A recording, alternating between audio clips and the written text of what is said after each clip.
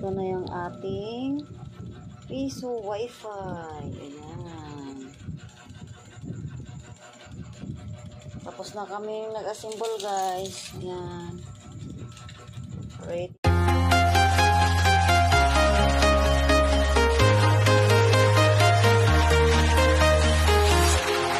Walking alone, the streets are empty. The only thing I can see is my own silhouette. I'm getting stronger, step by step. The clock is ticking, but there's no time for regrets. I've been Guys, good evening guys. So ngayon guys, mag-assemble tayo ng piso wifi guys. So ito yung ating mga kailanganin guys sa pag-assemble ng piso wifi guys. Ayan guys, i-assemble natin siya guys. Ito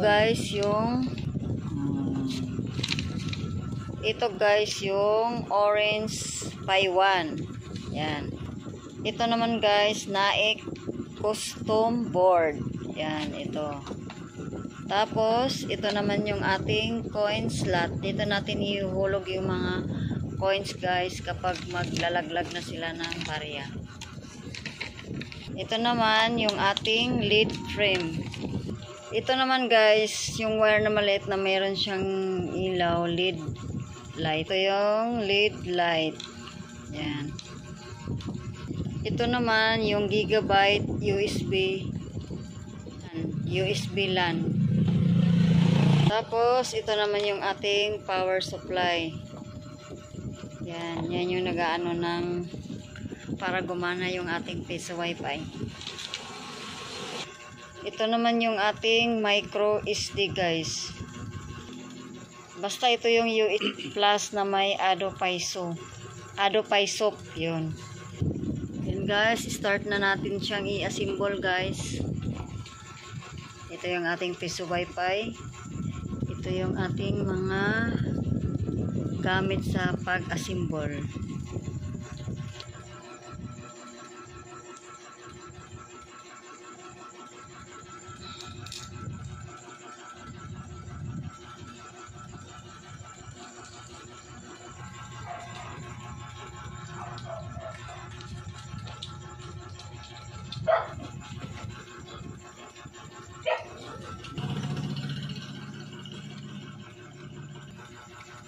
Pwede naman itong na may flash puti. Ayan guys, ilagay na natin yung ating SD card. Ayan. Ito yung USB to LAN. USB to para LAN. sa ating network. Dito yan. Ayan, sasalpak yan dyan. Tapos yung lead light natin.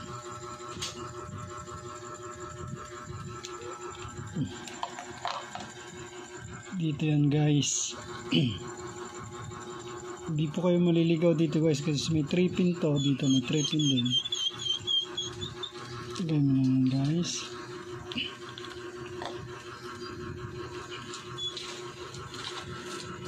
Tapos itong frame.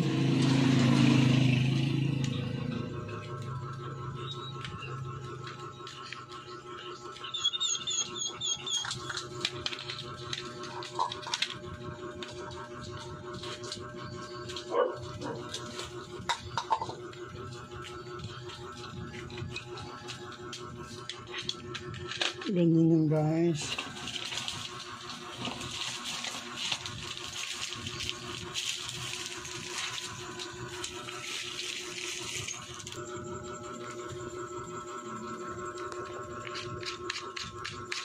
Ayan yung frame guys sa coin slot. Yan yung purpose niya sa frame. Ito guys.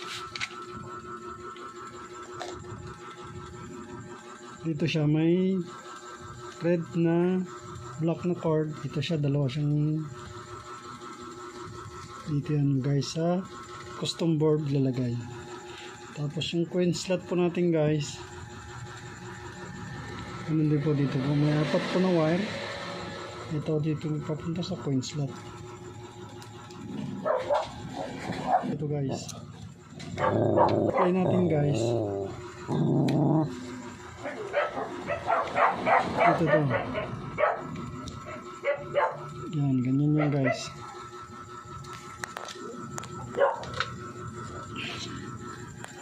Tapos guys, lagay para magka-power yung ano natin, yung custom board at saka yung ano na sila yung one. Ito guys, i-connect na natin yung custom board dito sa i-connect na natin tong custom board sa Orange Pi 1.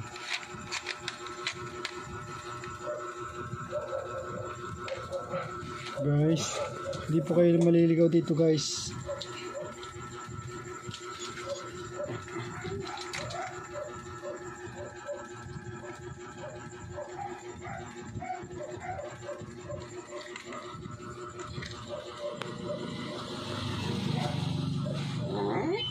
Yan guys, okay na siya. Magkaka-power na yung Orange Pi 1 natin. Tapos lagyan na natin yung power supply.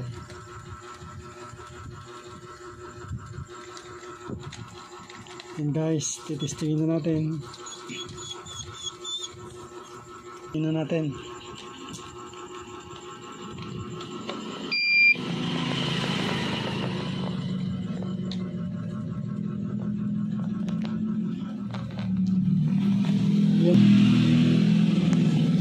Dito natin nilalagay yung LAN natin na galing sa router natin guys para magkaroon siya ng internet.